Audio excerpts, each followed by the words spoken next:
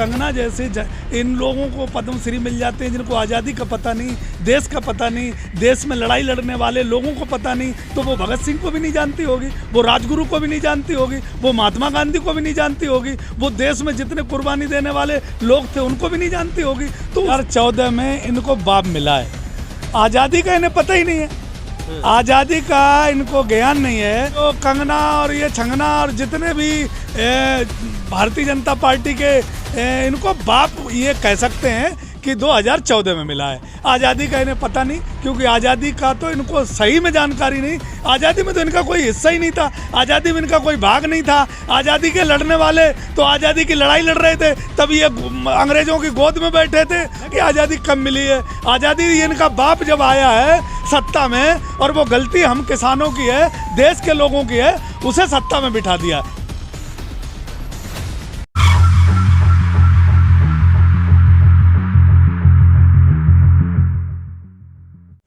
बॉलीवुड अभिनेत्री कंगना रनौत का एक स्टेटमेंट आता है जिस पर बवाल खड़ा हो जाता है, और बवाल होना भी चाहिए।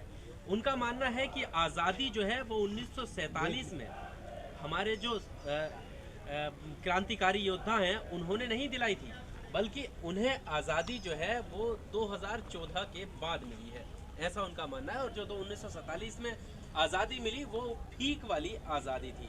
इस मामले को लेकर अलग अलग तरह की प्रतिक्रियाएं लोगों की आ रही हैं। कुछ लोग उन पर राजद्रोह का मुकदमा लगाने की बात कर रहे हैं, लेकिन अभी भी सत्ता पार्टी की तरफ से किसी का कोई स्टेटमेंट नहीं आया है। और ये बात भी ध्यान में रखने की है कि कुछ ही 2 दिन पहले उन्हें पद्मश्री अवार्ड से भी सम्मानित किया गया है। यादव जी कैसे देखते हैं इसको?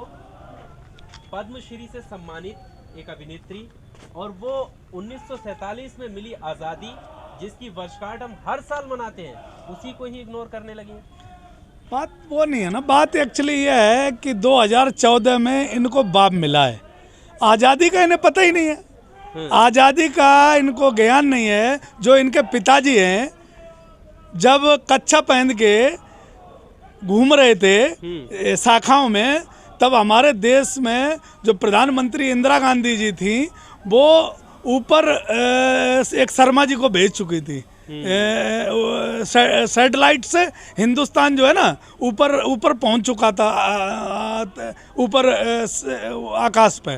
तो उनको पता नहीं है ना, उनको ये बात सही है कि ये जो कंगना और ये छंगना और जितने भी भारतीय जनता पार्टी के इनको बाप ये कह सकते हैं कि 2014 में मिला है, आज़ादी का इन्हें पता नहीं, क्योंकि आज़ादी का तो इनको सही में जानकारी नहीं। आज़ादी में तो इनका कोई हिस्सा ही नहीं था, आज़ादी में इनका कोई भाग नहीं था। आज़ादी के लड़ने वाले तो आज़ादी की लड़ाई लड़ रहे थे, तब ये अंग्रेजों की गोद में बैठे थे, उन्हीं की ये औलादें हैं, तो इनको पता नहीं ना कि आज़ादी कब मिली है। आज़ादी इनका बाप जब आया है सत्ता में, और वो गलती हम किसानों की है, देश के लोगों की है, उसे सत्ता में बिठा दिया। ये जो लोग हैं ये पता नहीं था देश को कि ये लोग कहाँ से निकल के आ जाएंगे।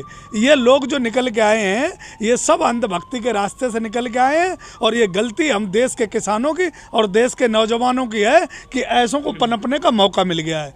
इन्हें न आज़ादी का पता है, इनको सही आज़ादी, इनका बाप जब सत्ता में आया है उसी को आज़ादी मानते, देश को आज़ादी का उनकी मतलब बात नहीं है। जब उन्होंने ये स्टेटमेंट दिया तो आपने देखा होगा इस वीडियो में तालियां बज रही हैं, यानी उस स्टेटमेंट को समर्थन मिल रहा है कहीं ना कहीं, और अभी भी उन पर कोई कार्रवाई नहीं। तो अब तालियां कौन बजा सकता है? आप इस बात समझो, एक गहरी बात है कि जो उनकी बात पे तालियां कौन बजा सकता है। वहाँ सब पेड़ और अनभिज्ञ लोग बैठे होंगे, और ऐसे ही बुलाए जाते हैं इनकी सभाओं में, और इनके आसपास जो बिठाए जाते हैं, या तो आपको मैनेज किया जाएगा, आपको चाहे वो गन के माध्यम से किया जाए या धन के माध्यम से किया जाए, और आप मैनेज नहीं हो पाए तो आप एंट्री नहीं कर सकते। तो 2 ही तरीके के लोग यहाँ जाते हैं, या तो मैनेज किए हुए या अंधभक्त। तो तालियां बजाना स्वाभाविक है। जब डील होके जाती है कि आपको तालियां बजानी है, तालियां बजानी है, तो तालियां वो बजाएंगे, वो तालियों के अलावा रह नहीं सकते, कुछ और कुछ कर नहीं सकते हैं। तो ये बहुत सारी बातें हैं जो उनको बोलनी नहीं चाहिए, उनको कहनी नहीं चाहिए, लेकिन जिस चीज़ का ज्ञान नहीं है वो भी वो कह देते हैं। इस मामले को लेकर जो प्रतिक्रियाएं आ रही हैं, एक सवाल ये भी खड़ा हो रहा है कि जब प्रधानमंत्री वर्षगांठ मनाते हुए आज़ादी के इतने साल, हर साल दर साल बताते हैं कि अब इतने साल हो गए और आज़ादी के इतने साल हो गए, तो उनका कोई स्टेटमेंट या उनकी तरफ से कोई प्रतिक्रिया कि ऐसे पद्मश्री सम्मानित उनके सामने किया गया हो और वो बोले इस चीज़ को कि ये चीज़ गलत है, इस तरह की कोई भी टिप्पणी जो है वो बर्दाश्त नहीं की जाएगी? पद्मश्री का कहाँ महत्व रखा है इनने?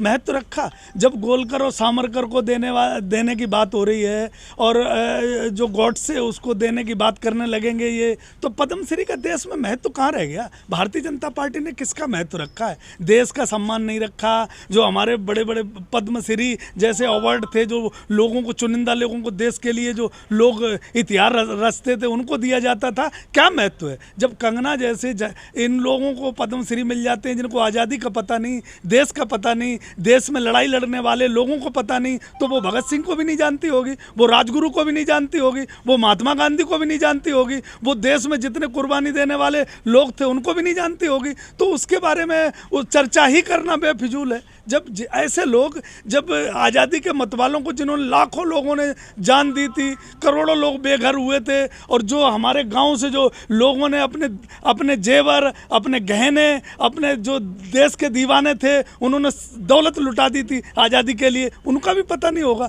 तो इनकी बात पे चर्चा करना, मुझे तो लगता है आपका और हमारा सबका टाइम फिजूल की बातें हैं। ये पेड लोग हैं, ये उसी के इशारे पे चलते हैं जो इन्हें पहले कह दिया जाता है, गाइड कर दिया जाता है, उतना ही ये बोलते हैं, उससे ज़्यादा नहीं बोलते। राष्ट्रभक्ति का ढिढोरा पीटा जाता है न्यूज़ चैनलों पे, क्या उन्हें पता नहीं चला होगा कि ये तिरस्कार हो रहा है उन क्रांतिकारियों का, अशफाक उल्लाह का, राम प्रसाद बिस्मिल और कितने सारे जो योद्धा हैं जो शहीद हुए हमारी आज़ादी के लिए, और यही सबसे ज़्यादा नारे लगाते हैं राष्ट्रभक्ति के। कौन सी राष्ट्रभक्ति है? उनकी नज़रों में राष्ट्रभक्ति किसे कहते हैं पता है? ताली बजाने को राष्ट्रभक्ति कहते हैं, थाली बजाने को राष्ट्रभक्ति कहते हैं, उनको दिया जलाने को राष्ट्रभक्ति कहते हैं, और जो है ना लोगों को जो है बहकाना, उसको राष्ट्रभक्ति कहते हैं। राष्ट्रभक्ति सीमा पे नहीं मानते, सीमा के लड़ने हुए जवानों का अपमान करते हैं ये लोग, और देश की सीमाएं इनसे कहीं भी सुरक्षित नहीं। राष्ट्रभक्ति का मतलब शाखाएं लगाना नहीं है। राष्ट्रभक्ति का मतलब घर में बैठ के और गॉडसे और गोलकर और सावरकर के नारे लगाना राष्ट्रभक्ति नहीं है। राष्ट्रभक्ति का मतलब, मुझे बताओ, हमारे प्रधानमंत्री जी हैं, गुजरात से आते हैं, गुजरात की राष्ट्रभक्ति की बात करते हैं। मुझे एक, आपकी उम्र 26 साल 26 साल की होगी, आप बता दो अपनी जब से होश संभाला है गुजरात का आपने कोई शहीद सुना? कोई देश के लिए कोई ऐसा इतिहास रचते हुए सुना हो कि जिसने मेडल लिया हो, कोई स्वर्ण पदक लिया हो, कोई बहुत बड़ा काम किया हो? गुजरात मैं आपकी बात पे यहाँ रोकना चाहता हूँ। हम आज़ादी को लेकर हम अपने राज्यों के लिए तो नहीं बांट सकते कि कौन से राज्य से कौन सा शहीद किया। देश के लोग हैं, चाहे वो इस राज्य के हों या उस राज्य के हों, हम उसमें तो नहीं बांट सकते यार। तो किन से उम्मीद रखते हो? जो देश का अन्नदाता है, हमारे देश का जो पेट भरता है, उनको आतंकवादी बताते हैं, ये उनको खालिस्तानी बताते हैं, उनको पाकिस्तानी बताते हैं। आप इनसे उम्मीद रखते हो कि जिनको ये मेडल और इतने पुरस्कार दे रहे हैं वो उस मानसिक के देश की मानसिकता को समझेंगे? Subscribe now and press the bell icon. Never miss an update.